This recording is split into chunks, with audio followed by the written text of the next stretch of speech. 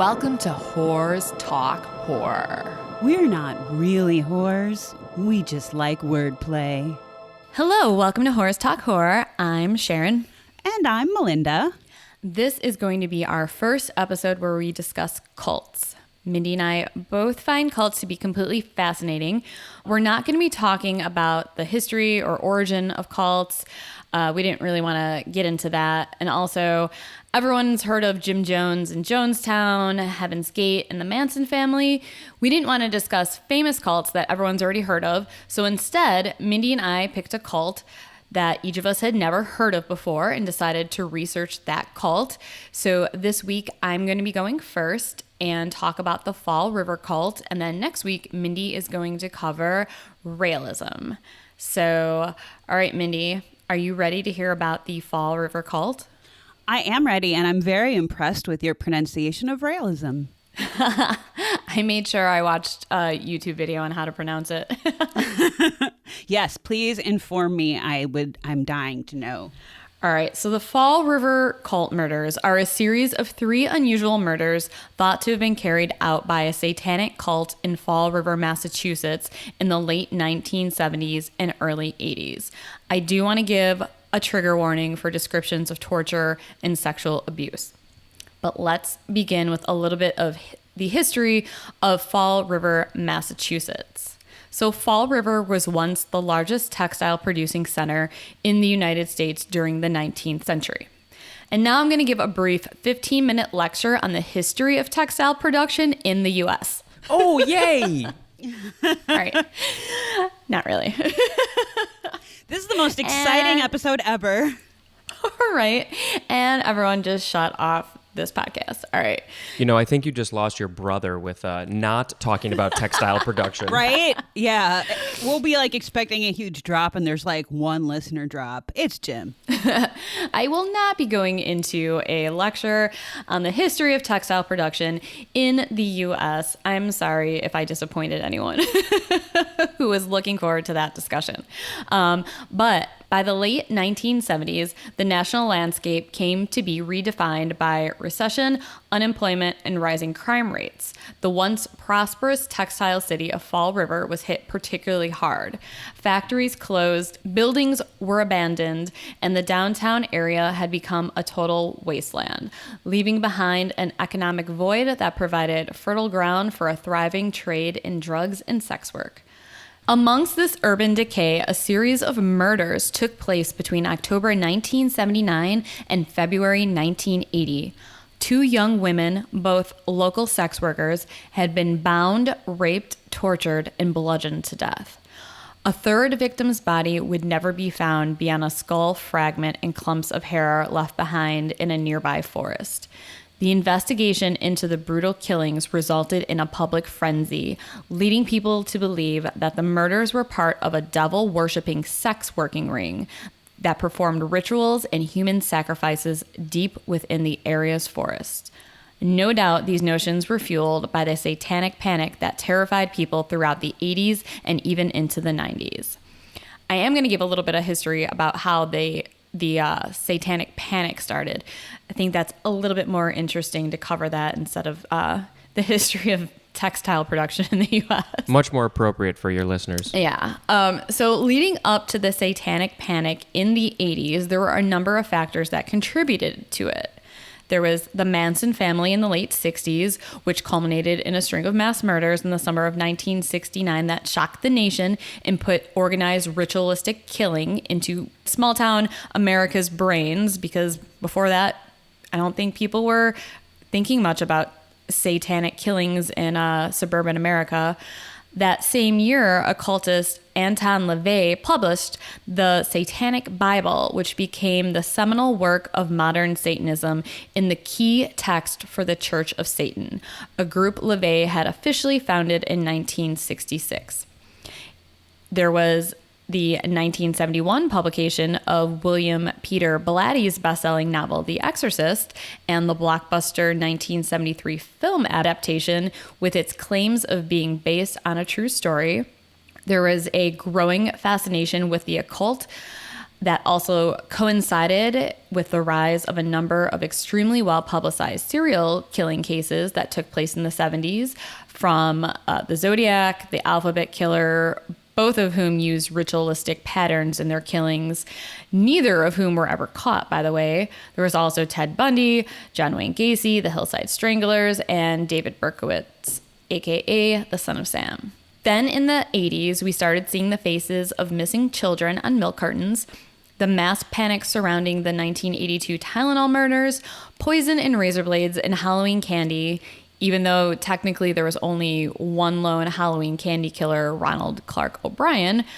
It's still, to this day, people are still concerned about checking Halloween candy for poison or razor blades.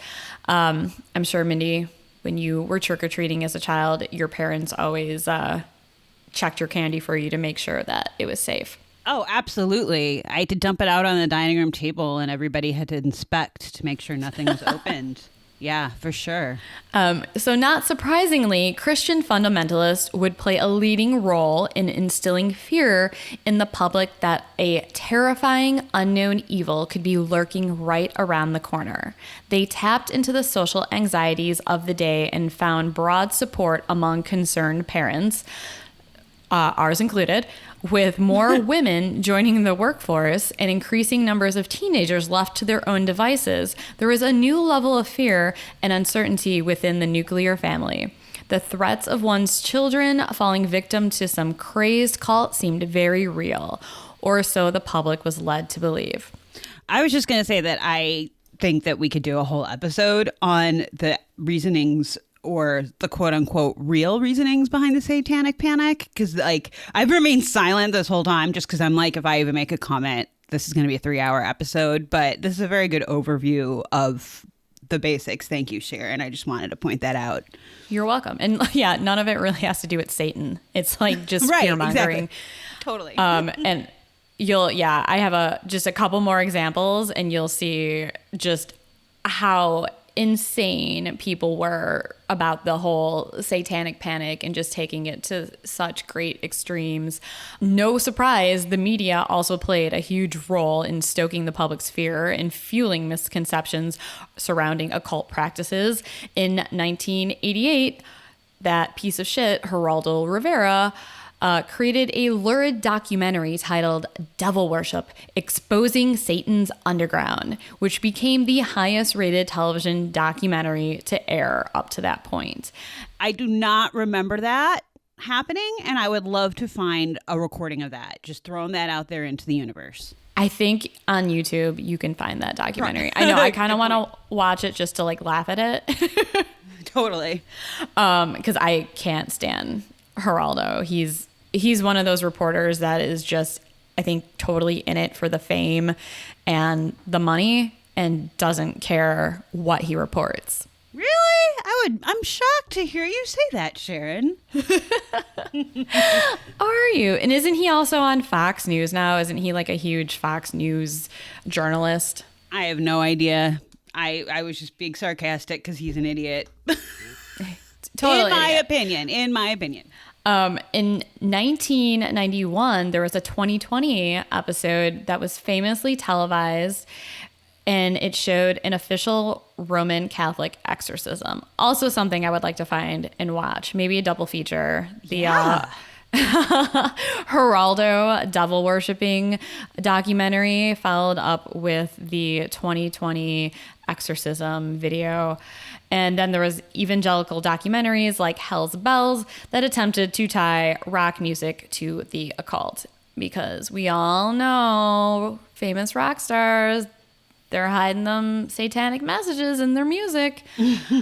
There were even police training videos. I know this is probably a huge shock that there was police training videos in the 90s, such as this one from 1994 titled The Law Enforcement Guide to Satanic Cults, which I will now play a clip from. And I apologize, it's not high quality, but yeah, just take a quick listen to this. There's two different communities that use this park. One is the pagan or occultic community, and the other community is, of course, the homosexual community. Interestingly enough, they go hand in hand. Okay, yeah, I think that's all I need to play of that. Yep. The gays and the pagans. There you go. Goes hand in hand, devil worship, homosexuality. This is from the 90s, people. This is what they were training police officers in the 90s. By the way, the instructor of this video looks like a bad David Bowie impersonator with a mullet. Well, now I have to watch it. I mean, I like fast forwarded through the video just to see what else he had to say, and it was just so ridiculous and laughable. But yeah, after that like first 10 seconds, it's like, all right, this is total fucking bullshit, and this is one of the reasons why our country is still so fucked up to this day. All right, so let's get back to the Fall River cult murders. That was a fun little diversion though, but I just kind of wanted to set the scene a little bit and show what the climate of the country was around this time. Not as good as textiles. Maybe we'll do a bonus episode for Patreon where I discuss the textile industry in early America. All right. The body of the first victim was found on October 13th, 1979. Doreen Levesque, a 17-year-old runaway from New Bedford, was discovered behind the Diamond Vocational High School. Her wrist had been bound with fishing line, and there were signs of sexual torture. She had also been stabbed in the head several times and suffered multiple skull fractures. Police discovered that the young girl was a sex worker and initially suspected one of her clients of committing the murder. However, the county medical examiner determined that the killing was likely committed by multiple people, and the forensic evidence also suggested a ritual element to the crime, a possible death by stoning. A month after the discovery of Doreen Levesque's battered corpse, a 44-year-old man named Andy Maltese visited the Fall River police station. He was there to file a missing persons report for his girlfriend, a 22-year-old sex worker named Barbara Raposa, who, like Levesque, worked the Bedford Street area. Maltese told police that he feared for Barbara's safety. He then mumbled something about a satanic cult and claimed to have information relating to the Levesque murder. The police, intrigued and desperate for a lead, interviewed Maltese. He claimed he and his girlfriend had dabbled in Satanism and practiced Satanism at the time of her disappearance. Maltese said, "Jesus Christ is my personal Lord and Savior. Once I worshiped Satan, but now I worship Jesus." I have no idea if he has a Southern accent. I mean, this story takes place in Massachusetts, so. All right. He added that even though he did not have any direct information, he knows two other cult members who do have information on Donna Levesque's murder. Police were later introduced to the two cult members, Karen Marsden and Robin Murphy. Karen Marsden was a 20-year-old single mother. Like many of her peers who worked in Fall River's red light district, she was a runaway and drug addict. Police accounts describe her as nervous and emotional. Robin Murphy was the exact opposite of Karen. She was cold, deliberate, calculated, and stayed mostly silent during the police interrogation. The younger of the two, Robin, was only 17 at the time. She was a sex worker who aspired to be a pimp. Robin was a street-tough kid who was described as possessing a high degree of intelligence and a domineering personality. Robin stayed silent during the police interview, letting her friend and also roommate and lover, Karen, do all the talking. After intense questioning, Karen finally broke down and said, "Carl Drew killed Donna Levesque." Carl Drew was well known to the police. He was a 26-year-old pimp with a violent reputation who ran his business out of the Bedford Street district. Originally from New Hampshire, he had been raised on a small farm. In later interviews, he would speak about a childhood marked by hard labor and physical abuse. One cruel coming-of-age story involved his alcoholic father tying a rope around the terrified boy's ankles and lowering him down into a well to remove a cluster of dead rats. It's like a nightmare come to life. Drew eventually ran away from home at the young age of 14 and found his place among Fall River's criminal underground, keeping company with bikers, drug addicts, and sex workers. Besides the fact that Carl Drew was Doreen Levesque's pimp, he also fit the profile of someone who would be capable of committing that type of brutality that was inflicted upon Doreen. Unfortunately, there was no evidence to link him to the murder beyond the unsubstantiated claim of Karen. She referred to Carl Drew as, quote, the devil, and told police of the consequences she expected for her betrayal. She claimed that Drew organized his sex worker ring as a satanic coven, that he ruled with an iron fist and would threaten the girls. Karen told the police that if she were to turn up dead, it would be Drew who was responsible. As police got Karen talking more, they came to find out that Drew was not the only dangerous individual in her life. Robin Murphy, the teenage friend and lover, also had a very dark side. Even before her introduction to the circle of Satanists based out of Bedford Street's red light scene, the young girl had long been dabbling in the occult. She was also described by those around her as being psychologically unstable and prone to violence. Far from being an unwilling participant or minor player, the young girl would soon emerge as possibly the central figure involved in the Fall River cult murders. The next victim was found on January 26, 1980. The frozen and bloodied corpse of Barbara Raposa, Andy Maltese's girlfriend, was found in the woods behind an abandoned printing factory. Her wrists were tied together with fishing line, she had been sexually assaulted, and her skull had been crushed with a rock. The first to be interviewed in connection with Raposa's murder was Andy, the last known person to see her alive. He denied any knowledge of the crime. However, a few days later, he contacted police after receiving details of the murder in a, quote, psychic dream. The details were very specific. Police played along and brought him to the crime scene, allowing him to describe what he had seen in his dream. It turns out that he was quite the clairvoyant, knowing exactly where the woman's body had been discovered, its positioning, time of death, method of killing, and various other details that were not made public at that time. I was wondering if this was all revealed to him in a red room by a small dancing man, but you answered that so far, so please continue. Twin Peaks reference, yo. His psychic testimony was indeed helpful to the investigation, and Andy soon found himself in handcuffs and charged with murder. No surprise there. Just a few days after Andy's arrest, Robin Murphy contacted police and offered to testify against Andy Maltese as a witness to the murder. She also claimed to have been present for the killing of Doreen Levesque and agreed to turn state's evidence in that case as well. In exchange for her cooperation, she brokered a deal where she was placed in protective custody and granted immunity in both murders. The story she gave police and later repeated in court was that Andy Maltese had killed Barbara Raposa after discovering she had been cheating on him with another man. Robin claimed to have been with them both on the night of the murder. They had all been partying together while driving around the city, and at some point the couple started arguing. Andy then parked his car behind the abandoned factory, dragged Raposa out, and raped her. She cried for help, and he proceeded to beat her, first with his fist and then with a rock. Afterwards, he drove off with Robin, leaving his bloodied girlfriend to crawl away on her own. She told police that the reason why she didn't go to them sooner was she claimed that Andy had threatened her with the same fate as she talked. It was a testimony full of holes, but given his past history of violent sexual transgressions, Robin claimed that Andy had been sexually molesting her since the age of 11.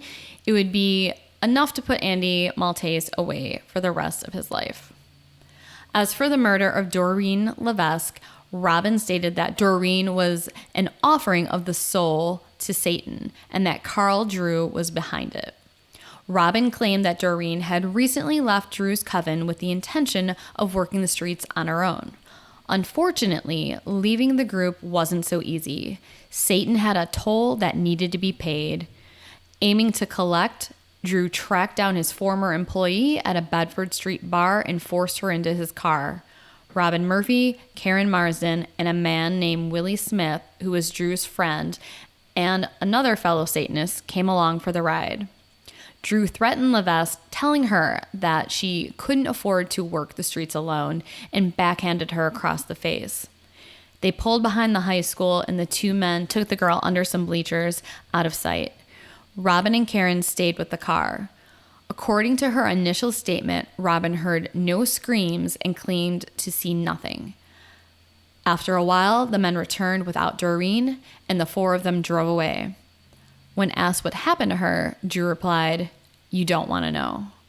However, Robin's testimony didn't match up at all with the forensic evidence left behind, which painted an extremely violent picture of sexual assault, prolonged torture, and a very bloody death. It's hard to believe that she heard no screams and saw no evidence of blood on either man. Also, according to her, the whole ordeal was over in a matter of minutes. In fact, she had told police that she wasn't even certain that Levesque had been murdered until she saw it in the newspapers a few days later. Over time, her story evolved to include various gory details and satanic embellishments, all of which had apparently slipped her mind during the initial interview. Robin Murphy wasn't the only cult member talking to the police at this time.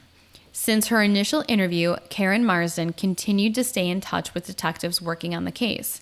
It's generally believed that she was present for both murders, though her recollections would sharply contrast with Robin's version of the events.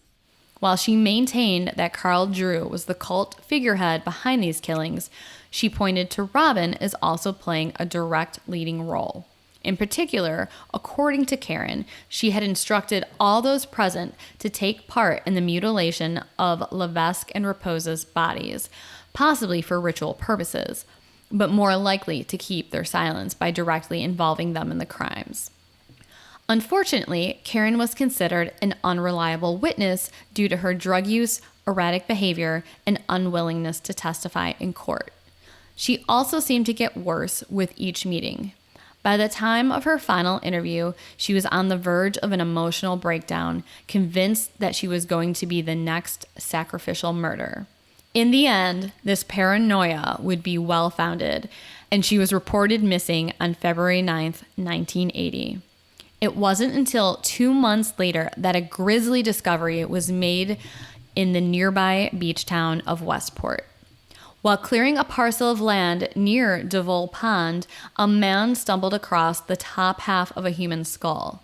Police arrived on the scene and conducted a more detailed search of the area. They turned up the decaying carcasses of 3 cats, sheep bones, and clumps of human hair. They also found some jewelry, a high-heeled shoe, and pieces torn from a woman's sweater. Forensics determined that the skull belonged to Karen Marsden. Soon after, a woman named Maureen Sparta, who was nicknamed Sunny, contacted police and named Robin Murphy as Karen's killer. The intercult killings had gone too far. Sunny was a former sex worker who lived in the Harbor Terrace housing projects near Fall River's waterfront.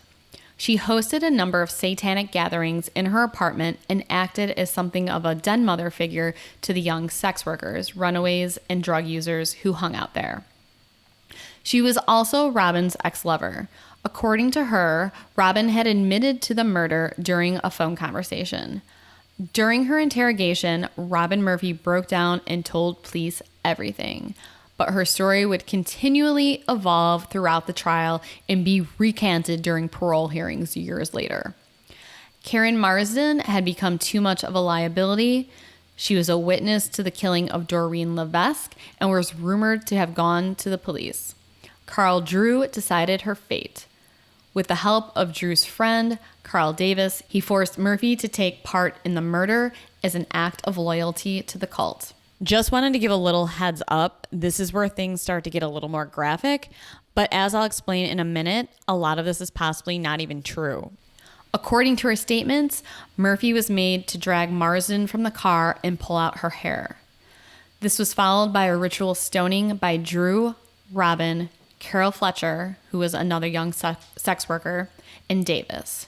Drew then cut off one of Marsden's fingers and broke her neck with his bare hands. While in a trance-like state and under the direction of Drew, Murphy followed up by slitting Marsden's throat with a knife that was handed to her by Davis. The two men then tore the girl's head off and kicked it around the woods.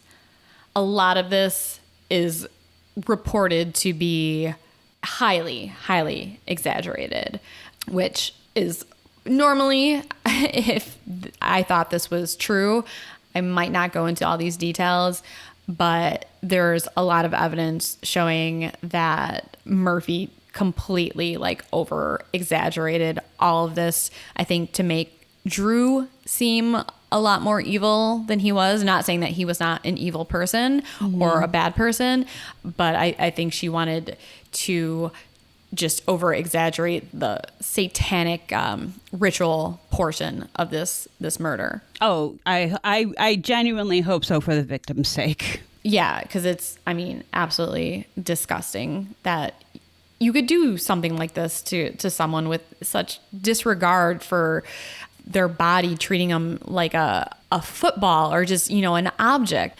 The frenzied post-mortem defilement would reach its climax as homage was paid to Satan.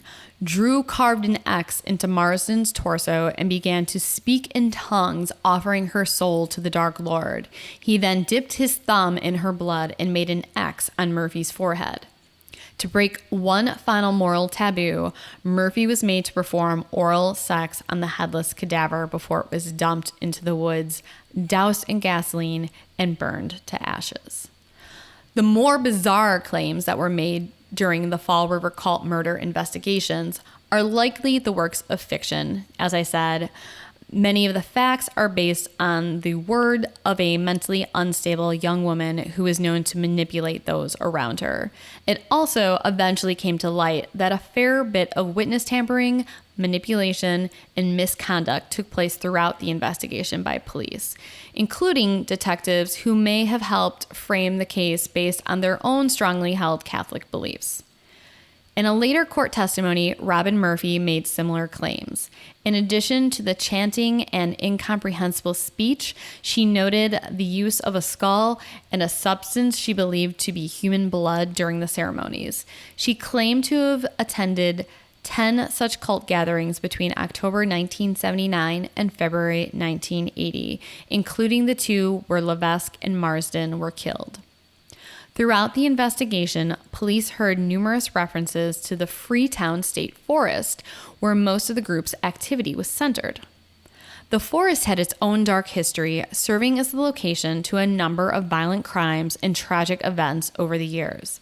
Some say that the 5,000-acre reservation is cursed land and a hotbed of paranormal activity. Perhaps this is what draws occultists to meet there under the cover of darkness.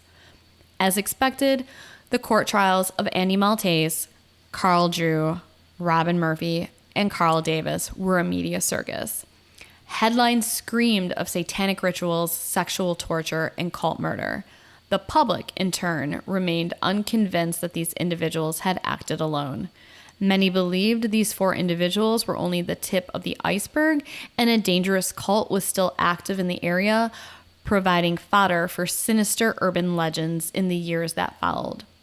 Anytime a rape, kidnapping, or murder went unsolved in Bristol County, it was the work of this shadowy network, who, when not littering the local nature reserve with candles and mutilated animals, controlled the local drug and sex work trade, a child pornography ring, human trafficking, and any number of other nefarious enterprises.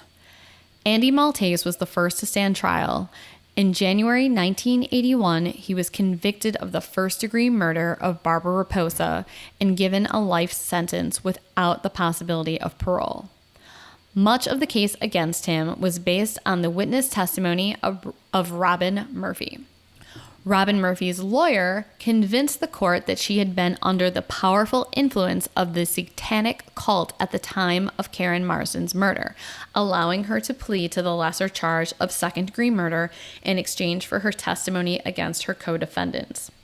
Additionally, the immunity deal that she struck up with the district attorney's office held, and she received no additional charges in connection with the Levesque or Raposa killings. Murphy received a life sentence with the possibility of parole. After spending 24 years behind bars, she was released on June 10th, 2004. However, she violated her parole conditions and was returned to prison 7 years later and is currently serving her time in a maximum security prison in Framingham, Massachusetts. The case against Carl Davis fell apart completely. He never stood trial for his alleged role in the abduction and ritual slaughter of Karen Marsden. However, the following year, he was arrested for assaulting Sonny Sparta with a deadly weapon. According to a statement made by Carl Drew on his personal blog, Davis beat the 3-month pregnant Sparta and stabbed her in the head with a knife because she had information implicating both him and Robin Murphy in absolving Drew in Karen's murder. He served 7 years and is now free. Then we get to Carl Drew, who would go down as the guiding hand of the Fall River cult murders. Through numerous character witnesses, it was pretty well established that he was a man who was feared by basically everyone around him. He also had a felony record with past convictions for assault, weapons possession, and armed robbery. Robin Murphy's testimony painted him as a violent, sadistic killer who acted as the ringleader in these ghastly murders, and the jury was inclined to agree. Further damning testimony came from his ex-girlfriend, a woman named Leah Johnson, who claimed that Drew admitted to her that he had killed a girl along with Davis, Murphy, and another woman, presumably Carol Fletcher, while under the influence of drugs. He also allegedly gave Johnson a diamond ring that had belonged to Karen. Despite his unwavering claims of innocence, Drew was convicted in the first-degree murder of Karen Marsden and is serving a life sentence at the MCI in Shirley, Massachusetts, with no possibility of parole. He has filed numerous appeals over the years seeking a new trial. His most recent and final was denied in 2006. Drew's supporters are currently petitioning for the Massachusetts governor to review his case. And this is true. I found I think it was like GoFundMe to help get a new appeal for him. And yeah, there's a lot of people who want him out of prison. And he maintains his innocence. I'm going to disagree. I think this is a person who should be in prison because despite whether or not he claims to have killed one or any of these women, he clearly has a violent, dangerous history and should probably not be out on the streets. I just wanted to add, anybody who gives their girlfriend a gift of a diamond ring that belongs to some dead girl that he may or may not have been involved in murdering, stay in jail, asshole. Yeah. There's some people who just, I believe in second chances, but there's some people, it sounds like he's had, second, third, fourth, fifth chances and just has a long rap sheet. And he's a sucky gift giver and a sucky boyfriend. That's the most important takeaway. Yeah, that was a joke I was trying to make, but anyway. I know you were kidding. So far from closing this dark chapter in Fall River's history, the convictions proved to be a legal nightmare that continues to haunt the city right to this day.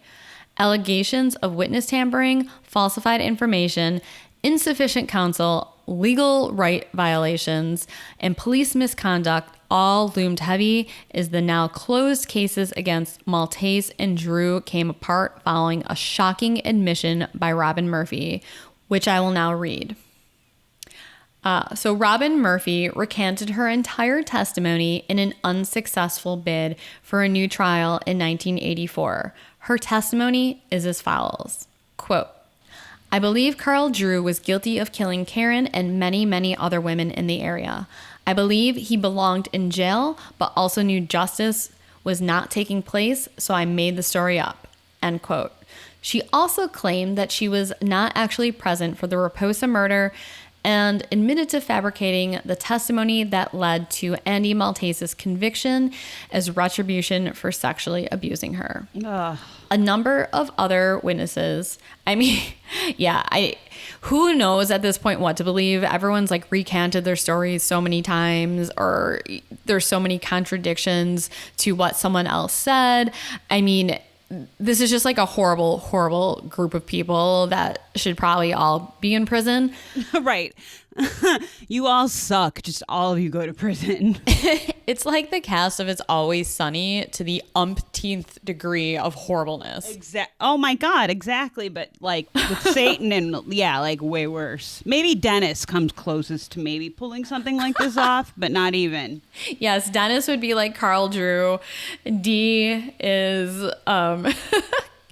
Karen or Robin Murphy. Robin Murphy. Yeah, she's like, I just want that fucker to go to jail. They've destroyed so many of my cars. So a number of other witnesses also recanted their statements, claiming that they were made under police pressure or else the influence of drugs, which that's another thing I think that plays a huge part in this is the drug use. Like, who knows what drugs they were on during any of these murders that just either they don't remember what they actually did and maybe some of the stuff is as horrible as they said, or maybe they hallucinated a lot of what they thought happened. I mean, who knows? I'm so overwhelmed by all of these details that I like kind of don't even. Yeah, you're right. There's so many different. Anyway, keep going. I want to hear the rest, but oh my God, I'm so overwhelmed right now. So Carol Fletcher, a key witness who was allegedly present for Karen Marsden's murder, maintains that she was threatened by police into making false statements in order to convict Carl Drew. She now claims that the murder did not even take place in the woods of Westport. According to her revised version of events, she said that Robin Murphy killed Marsden at the Harbor Terrace housing projects in Fall River, and the body was dismembered and dumped at various locations. Fletcher said, quote, "They were fighting and Robin started pulling Karen's hair out of her head. I saw Robin put the knife towards Karen and I ran off. I was scared." End quote. Paul Carey, a detective from the Fall River Major Crimes Division who worked on the case, has his own theory. Carey says, quote, "I still believe that Murphy was the real ringleader, not Drew. That Levesque was murdered because Murphy was also in love with her and became jealous when Levesque started seeing Drew. I believe Murphy and Marsden were present when Levesque was killed. I think Murphy killed Raposa because Raposa was in love with Maltese. Murphy admitted that she and Raposa had previously been lovers, and I believe Murphy killed Marsden because of the two previous murders. Marsden was at the scene of those murders, and I believe Murphy knew she was the weak link and might get them convicted." End quote. You know, when you're watching crime shows and they have the board up in the detective's room with all the pieces of like red string connecting, you know, who goes with what and like the timeline, how this took place. Like, this is just so fucking confusing. Like, I wouldn't even know where to start on this. There's so many players in this story and he said, she said, like, it's just so hard to keep track of everything. Although I do believe that this detective's theory sounds pretty plausible, and who knows how long it took them to kind of like put all this together and, you know, figure out who exactly was telling the truth and who wasn't. Or I'm glad it wasn't just me who was confused by that description. Seems very complicated. It is so complicated, but basically he's saying that it's not Carl Drew who is the ringleader behind this. It's Murphy who is the ringleader. All I picture, in keeping with our It's Always Sunny metaphor, is that episode where Charlie and Max share a job, and Charlie's in the mailroom with like the giant ass board of red strings, and he's just losing his mind and has drank way too many coffee. That would be like me as a detective working on this. But it all comes back to Murphy. It all comes back to Murphy. Anyway. It's true. I think it all does come back to Murphy. I mean, I think, like I said, they're all horrible people and they should all probably just spend the rest of their lives in prison. Yeah, but it's sounding more and more like she is the true ringleader behind all of this. I mean, shit, if Seinfeld and his friends in the show can get thrown into prison and after what, like indiscretions they've had, this is like that times 1,000. Like, just throw them all in jail. Who cares? Absolutely. Yeah. I'm speaking off the cuff, of course. Naturally, we take all of this seriously. There are people that were really murdered. We get that. But like, this is insane. This is a crazy story. Anyway, keep going, Sharon. I can't get enough. And the victims of this story, I think, are they're unfortunate people who hooked up with the wrong crowd. Oh, totally. Yeah. Absolutely. So, yeah, when I say that they're all horrible people, I'm not talking about the victims. Obviously, they're exempt. What happened to them is absolutely horrible and heartbreaking. And yeah, they just, unfortunately, they got in with the wrong group of people. Or it's like the ending of Clue, like the very, very, very end one, the third ending, where they're like, he's like, okay, who did it? And they're all pointing at each other like, he did it. Blah, blah, blah. That's how I feel like they all are. Like, all of the accused are just in a line pointing at each other, yelling. And to confuse things even more, Mindy, there are some who say that the Fall River cult never really existed. Oh. It was simply a product of the satanic panic era, made up entirely by the police and tabloid media to sensationalize the grisly slayings of 3 young sex workers who may or may not have dabbled in the occult. Carl Drew himself denies being involved in any such group. He said, quote, "I was thrown into the middle of a mass nightmare that involved macabre accusations of devil worship and human sacrifice. Totally off the wall accusations that were right out of some thriller novel. None true as far as I was involved, and nothing like what is being said." End quote. The Fall River cult, if it existed at all, seems to have been a relatively small and informal grouping that consisted of perhaps up to a dozen people. All seem to have an interest in practicing evil through devil worship. The details of the 3 killings that were attributed to the group are murky at best. Were these cult murders in the sense that they were collectively organized and carried out by the group as part of a broader satanic agenda? Or were they committed by individuals from within this social circle who acted with their own personal motives? Either way, it would not be wrong to conclude that the particular version of Satanism the group allegedly practiced, coupled with the criminal culture brought in by the participants themselves, provided fertile ground, or else the perfect cover for these brutal killings to take place.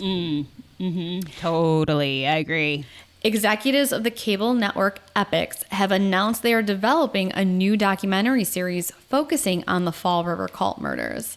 The series is being produced by Pyramid Production and Blumhouse Television. James Buddy Day, whose past credits include the documentary The Lovers Lane Murders, also Manson, The Women, and the disappearance of Susan Cox Powell, which I believe we've watched that one, Mindy, when we were doing our research on the Susan Cox Powell episode that we did. Susan Cox Powell. Why is that ringing a bell? Yes, I believe we did. Yes, for sure. We watched, I think, everything we can get our hands on involving her disappearance. But he is serving as the series director and executive producer on this new documentary on the Fall River cult murders. So not sure exactly when that is coming out, but I will definitely let everyone know when I find out. Definitely looking forward to watching that and seeing how he's able to organize this big mess of a crime spree. I mean, it's very confusing as you have heard. So I'm hoping he does a really good job with it. If Fall River, Massachusetts sounds familiar to you, it's probably because it is best known for the birthplace of Lizzie Borden, and it is also where the 1892 axe murders of her father and stepmother took place. Borden was later tried and acquitted of those murders. But yeah, this town has a long history of infamous murders, so not someplace I would want to live. Yeah. Well, Massachusetts, I actually quite love. It's quite beautiful there, I think. But yeah, it doesn't have a great track record with like murder and weird shit and crazy people. Isn't that always the way, though? Is like the most beautiful places have the worst crimes. I mean, look at the Pacific Northwest. You have Right. Yeah. Bundy, and you have the Green River Killer, and all these other famous serial killers up in that area. I mean, it just seems like, I don't know, Yeah. the more beautiful places, the more tragic it is for some reason. Even on Unsolved Mysteries that we had talked about, I don't know how many episodes ago, but there's the one episode, the revamped version that's on Netflix, I should say, just to specify. There's the one episode about the UFO happening that happened in Great Barrington, Massachusetts, which literally was a town away from where I did summer stock during college one summer. And like, I know the main road that they were seeing all of those like UFO sightings on very, very well, and drove it many, many times in pitch dark at night. But I loved living there. So I don't know. Maybe that's why I'm so intrigued by Massachusetts, because maybe it's a hotbed. But yeah, I don't know. Salem witch trials. I mean, the list goes on and on. Yeah. So the trick is just live somewhere that's ugly. Yeah, I was going to say, if you're looking for a peaceful existence, maybe don't head out to the East Coast. I don't know. We live in the Midwest, and we have our own share of serial killers here, too. So That's true. That's true. Well, wow, that was a lot to untangle there, Sharon. Thank you for telling us about that. I'm so overwhelmed. You're right. I can't wait to see what this new documentary does with this. I hope everyone was able to follow along with that. I know I was like, I should actually probably cite my sources, because there was a lot. Let's see. Yeah, I was trying to piece together all this information from so many different sources, and it was really hard to do. But we have onlyinyourstate.com, cultnation.com, heraldnews.com, Gizmodo, Murderpedia, southcoasttoday.com. What else do we have? Wikipedia, Vox, People, and medium.com as well. So I have a question. Quite a lot of sources for this. I'm sorry. Who was it that you said they got out of prison and they had their own blog? Oh, yeah. So Carl Drew has a personal blog. I had to omit a lot of detail for time constraint reasons. But I do believe he does have an online blog, possibly, or I do remember on Murderpedia. Let me see if I can go to that. He has a bunch of writings about his side of the story. I just found it. It's a pretty rudimentary looking blog. Not that that means anything, but it's the header is Carl Drew, an evil woman's patsy. And the URL is carldrewsfight.com. And the reason I sound like I'm about to start laughing, I can't help it. The guy's got a mullet. And it says, "Hi, I'm Carl Drew, and this is my story. Again, the Bristol County legal system acts blind when Carl Drew is put before them. The justice system? Just another mafia." Yeah, and then there's this looks this great. is on. If you go to Carl Drew's page on Murderpedia, you can find this, and it's, let's see, 1, 2, 3, 4, 5. It's very long, but it's his story.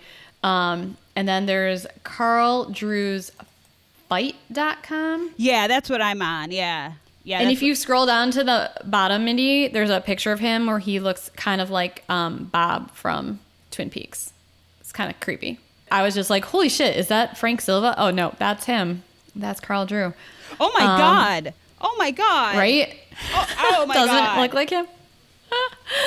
We have to post this. No, he legit, maybe it's like a Halloween picture where he was like going as Bob for Halloween. I swear to God. No, I think that's him in prison. Unless, I don't know, do they have Halloween in prison? I don't know if you're allowed Did to they dress have up. Halloween in prison? That's the quote of the day. Yeah, right. Do they dress up in prison and go like trick-or-treating around the cells? I really hope they do. I mean, that would be a nice treat. That is really crazy. actually, like, I wasn't expecting, like, because the other picture they have at the top of Murderpedia on his page is the one that's on his blog. And I was like, oh, okay. I mean, whatever. He looks somewhat, he's like cleaned up, whatever. And we know when someone says, oh, look at this picture, it looks like blah, blah, blah. You're going, okay, yeah, right. How much does it? I swear that reaction was very genuine. It's actually kind of scary. Like, I would have yelled louder, but that would probably upset Spencer's eardrums when he listens to this later. So I need to read through this blog later. I actually forgot about this, and I never came back to it. But I did see it when I was doing my research, and I was like, wow, this is really, really long. I'm going to read this another time. We should post it, because I should also add that it's so articulately written. And I don't know if you can hear the sarcasm dripping from my voice, but there's a lot of bolded text, yeah. Oh, it's wonderful in every way, shape, or form. And by wonderful, I mean terrible. Maybe I'll read this tonight as my bedtime story. I know. Now I'm like we're still doing an episode and I'm falling down a rabbit hole. Thank you, Sharon, for that, though. I'm utterly dumbfounded and like overwhelmed by all that information, but in a good way, because this is fascinating. Yeah, I just think that satanic cults are cautionary tales that Christians tell their children to scare them into being good people and, watching out for like stranger danger. And it's all modern day witch hunt as far as I'm concerned. I don't know what the exact percentage is, but there's very, very, very few murders that are actually committed by so-called, quote, Satanists. Yeah. And I also think that, like, especially we've done not any really deep dives into this, but like, I know, Sharon, you covered at one point, we talked about like the pentagram and how everyone's always, as soon as they see it, it's like, ooh, devil worship. And really, no, the origins of the pentagram are actually good, not bad. I also think, I agree that I think some of this stuff is scare tactics to keep children or the public or whatever, in fear or in check or whatever. But I also think it's a great, like, a Satanist cult made me do it is a great excuse for like any genuinely psychotic person who wants to be a killer but doesn't want to get caught, because easily be like, but I was brainwashed by a Satanist cult. Not that that's what all cult members do or what happens to all cult members. I know that that's not the case, and a lot of cult members get taken in very innocently. But I think in terms of like saying you're with a Satanist cult, you're right. I think it's either an excuse to do bad deeds or an excuse to keep people in check so that they don't be sinning non-Christian horrible people. I don't know. I don't know what I'm trying to say either, but I agree with you. Poor Spencer. So much for keeping this articulate. All right. Well, that is going to wrap up the story of the Fall River cult murders. Thank you all for listening to us, and join us next week for Mindy's discussion on realism. And I'm so sad that October is officially now over, but tomorrow may actually be the scariest day of the year. It is Election Day. So if you haven't already, we hope that you all vote tomorrow.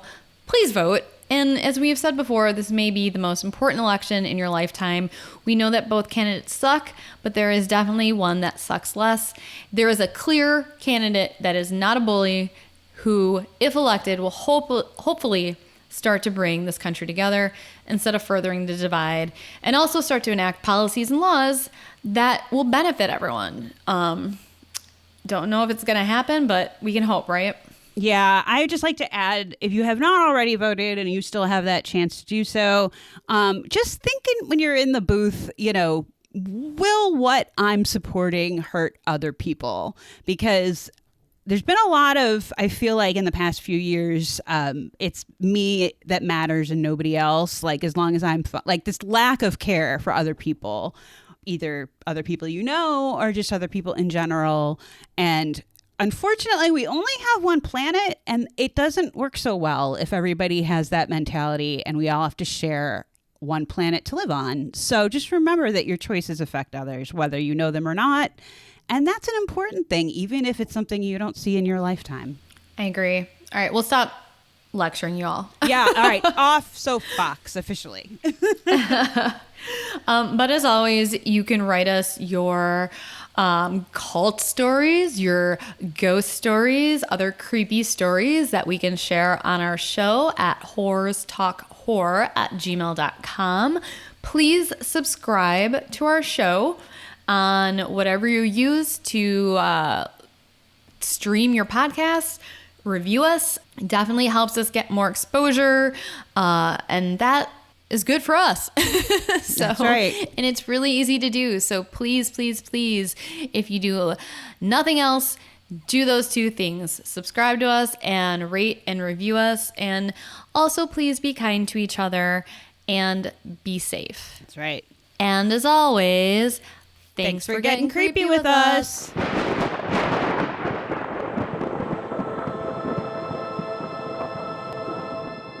Sharon, do you want a beer? Oh my God.